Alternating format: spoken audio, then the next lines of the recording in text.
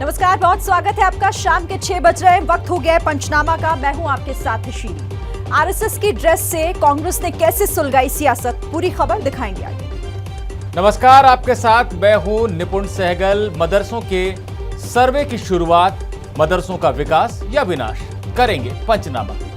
नमस्कार, मैं हूं आपके साथ सोनल मुथिल। सोनाली फोगाट मर्डर केस में बेटे की गुहार सुन ली सरकार, अब आएगा सच सामने, दिखाएंगे पूरी खबर। नमस्कार, मैं हूं जीएस विवेक। टीम इंडिया का हुआ ऐलान, किसकी लगी लॉटरी, किसके नाम का किया हैरान, करेंगे पंचनामा। नमस्कार, पंचनामा के साथ हाजिर हूं मैं रुमाना इसार खान। आइए शुरुआत करते हैं आज की सबसे बड़ी खबर, यानी ज्ञानवापी मामले से जुड़ी हुई, जिसमें ज्ञानवापी विवाद को लेकर वाराणसी की अदालत ने हिंदू पक्ष के हक में बड़ा फैसला दिया। वाराणसी की अदालत ने जैसे ही ज्ञानवापी को लेकर अपना फैसला सुनाया, सड़कों पर हर हर महादेव के नारे गूंजने लगे। काशी से जम्मू कश्मीर तक जश्न शुरू हो गया। वाराणसी जिला अदालत ने मुस्लिम पक्ष की अर्जी खारिज करते हुए श्रृंगार गोरी के मामले को सुनवाई लायक माना है। कोर्ट के मुताबिक ये मामला वर्शिप एक्ट 1991 का उल्लंघन नहीं है। कोर्ट ने हमारे सारे आर्गुमेंट्स को मान लिया है।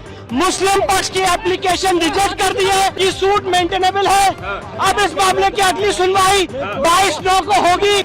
जहां एक तरफ हिंदू पक्ष इस फैसले को जीत बताकर जश्न मना रहा है, वहीं मुस्लिम पक्ष फैसले के खिलाफ हाई कोर्ट जाने की तैयारी में है। ये लगता है कि हमारी बातों को कोर्ट ने बहुत ढंग से समझा नहीं, या हम समझा नहीं सके।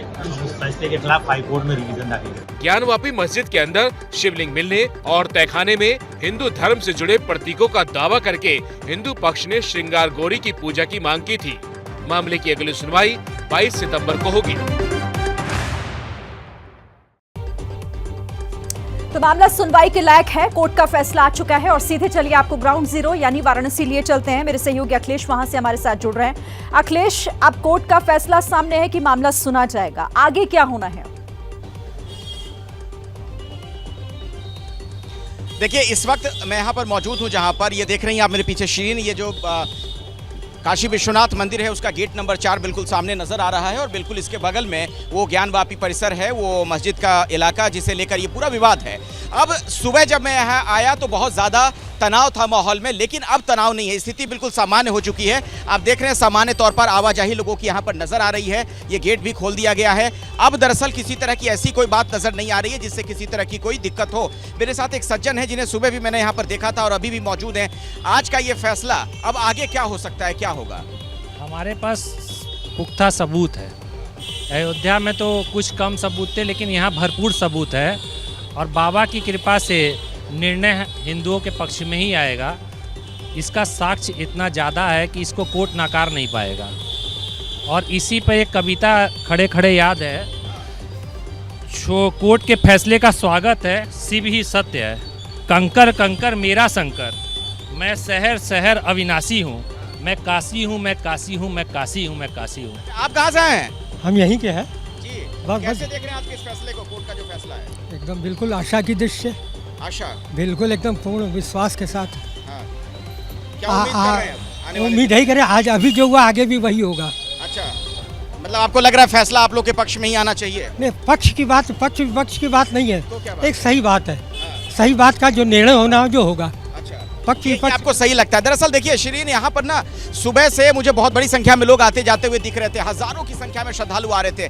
अब लेकिन मैं देख रहा हूँ कि लोग कम आ रहे हैं। ये जो गेट आप देख रही हैं सामने की तरफ, वो बंद भी हो गया है, गेट नंबर 4। धर्म से जुड़े इस मामले के बाद अगली खबर भी धर्म से जुड़ी हुई।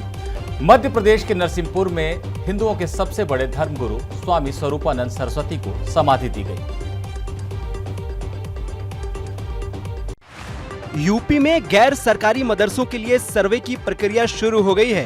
तस्वीरें अलीगढ़ की हैं, जहां शिक्षा विभाग के अधिकारी मदरसे में सर्वे का काम कर रहे हैं। इस सर्वे में 12 बिंदुओं पर जानकारी जुटाई जाएगी। इसमें मदरसों के नाम, पता, स्थान, वर्ष से लेकर मदरसों के आय के स्रोत समेत छात्र छात्राओं और काम करने वाले शिक्षकों की संख्या की जानकारी जुटाई जाएगी। योगी सरकार का कहना है कि गैर मान्यता प्राप्त मदरसों का सर्वे कराने का स्वामी स्वरूपानंद को भू समाधि दी जा रही है। आप देख सकते हैं कि उनकी पार्थिव देह को इस गड्ढा खोद के इस जगह पे नीचे उतारा जा रहा है। ये पूरे मंदिर परिसर की ही जगह है जहाँ पर उनको अंतिम विदाई दी जा रही है। और ये बताया जा रहा है कि शंकराचार्य जी की खुद की स्वयं की इच्छा थी कि उनको इस मंदिर परिसर में ही अंतिम जगह दी जाए, जिसके लिए आप देख सकते हैं उनके राजकीय सम्मान के साथ उनका अंतिम संस्कार किया जा रहा है। उनकी जो पार्थिव देह है उस पर तिरंगा भी लिपटा हुआ है और इस तिरंगे लिपटे हुए हैं साथ वहाँ पे केंद्रीय मंत्री प्रहलाद पटेल हैं। प्रहलाद पटेल जी ने उनको तिरंगा उनकी पार्थिव देह पर रखा था। और उसके बाद अब यहाँ पर काफ़ी बड़ी संख्या में उनके श्रद्धालु आए हुए हैं जो लगातार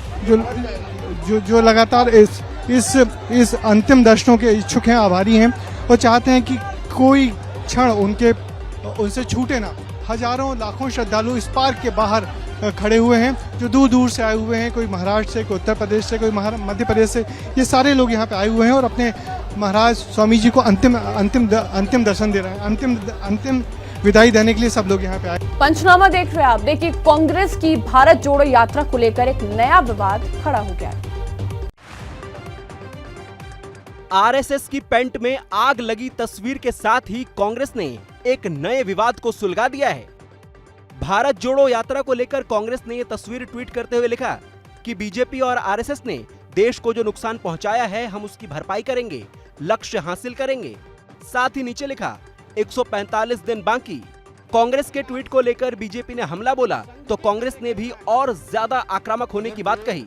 एक षड्यंत्र के अंतर्गत राहुल गांधी और कांग्रेस पार्टी ने एक संदेश भेजा है जो संघ के कार्यकर्ता हैं, दे शुड बी किल्ड। ये भारत जोड़ो है, ये आग लगाओ यात्रा है। जब आक्रामक होते हैं तब वो पीछे हट जाते हैं। अगर वो आक्रामक होंगे हम डबल आक्रामक होंगे, ये समझ लेना चाहिए उनको।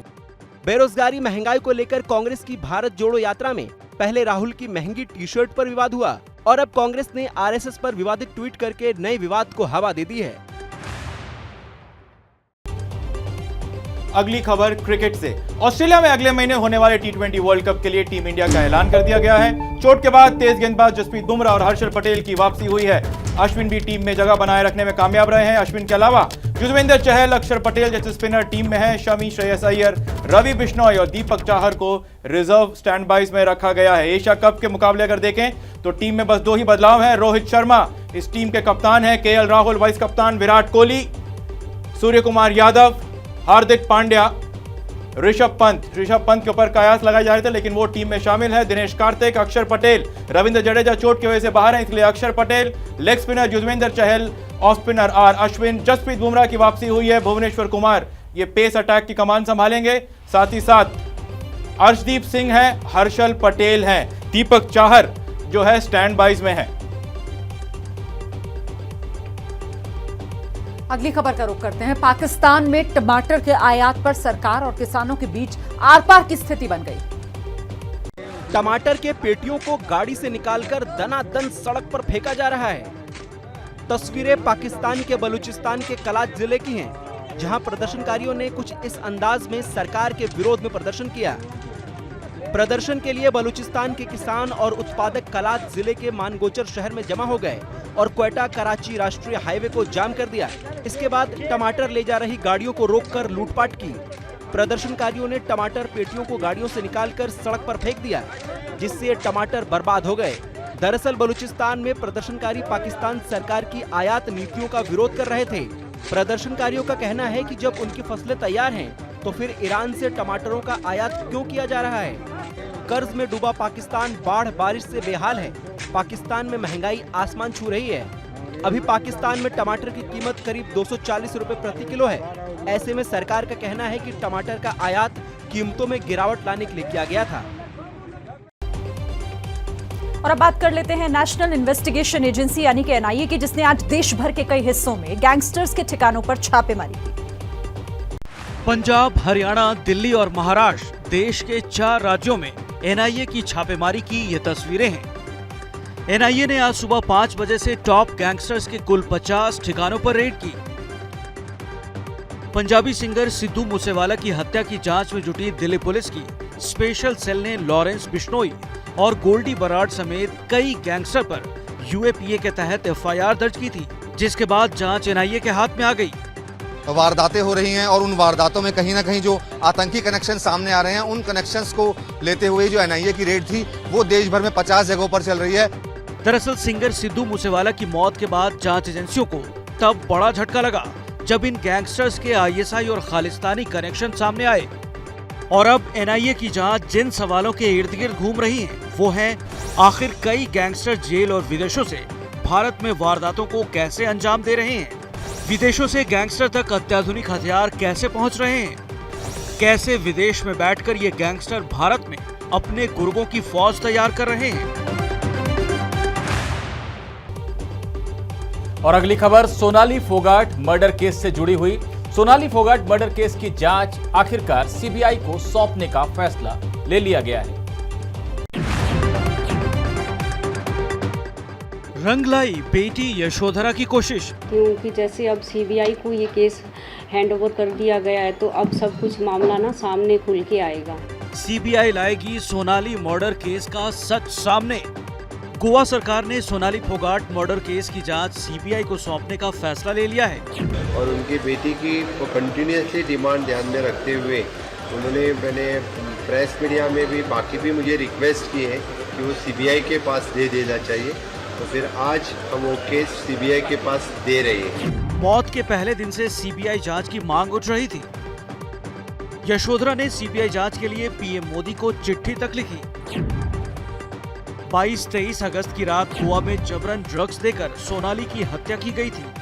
कल ही हरियाणा के सीएम मनोहर लाल खट्टर ने गोवा पुलिस को सीबीआई जांच के लिए चिट्ठी लिखी थी। सोनाली फोगाट मर्डर केस में उनके पीए सुधीर सांगवान और सुखविंदर पर हत्या का आरोप है। रांची के स्कूल में मुस्लिम युवकों पर हथियार लहराकर छात्राओं को धमकी देने का आरोप लगा है।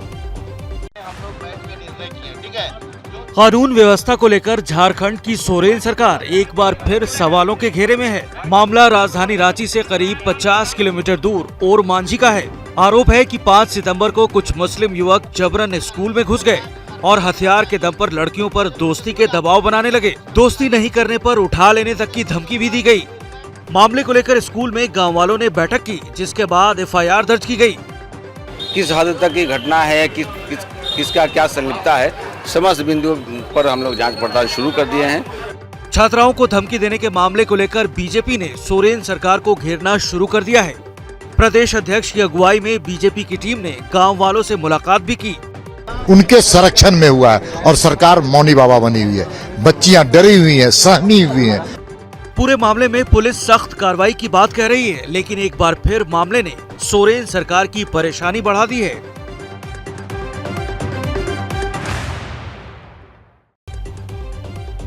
बिहार में शराब सप्लाई के वायरल वीडियो से शराबबंदी का दावा करने वाली नीतीश सरकार सवालों के घेरे में है। बलिया से दारोली तक शराब की सप्लाई का बोर्ड लगाकर युवक सड़क पर खुलेआम प्रचार कर रहा है। पुलिस कर्मियों के सामने से भी ये युवक पूरे टशन में अपनी प्रचार गाड़ी को लेकर निकलता है। शराब सप्लाई का ये वीडियो बिहार में सोशल मीडिया पर बहुत तेजी से वायरल हो रहा है। दावा किया जा रहा है कि तस्वीरें बिहार के सिवान जिले के जीरादोई के पास की है। सरेआम शराब के सप्लाई के इस वीडियो को लेकर एक बार फिर बिहार में नीतीश सरकार के शराबबंदी वाले दावे पर सवाल उठने लगे हैं।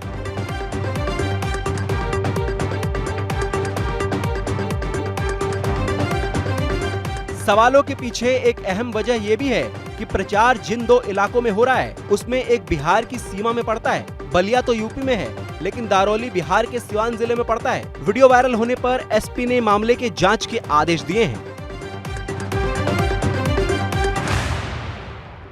जैसे ही घड़ी का काटा दोपहर 2:30 पे आए, बबीता जी का दिल सास बहू साजिश के लिए मचल जाए। और ये है इनकी बहू, पूरे दिन ऑफिस की टेंशन हो जाए गॉन जब ये करें अपना फेवरेट शो फ्री टाइम पे ऑन। इनकी तरह आप भी देखें अपना फेवरेट शो अपने टाइम पर और डाउनलोड कीजिए एबीपी लाइव ऐप अपने स्मार्ट टीवी पर।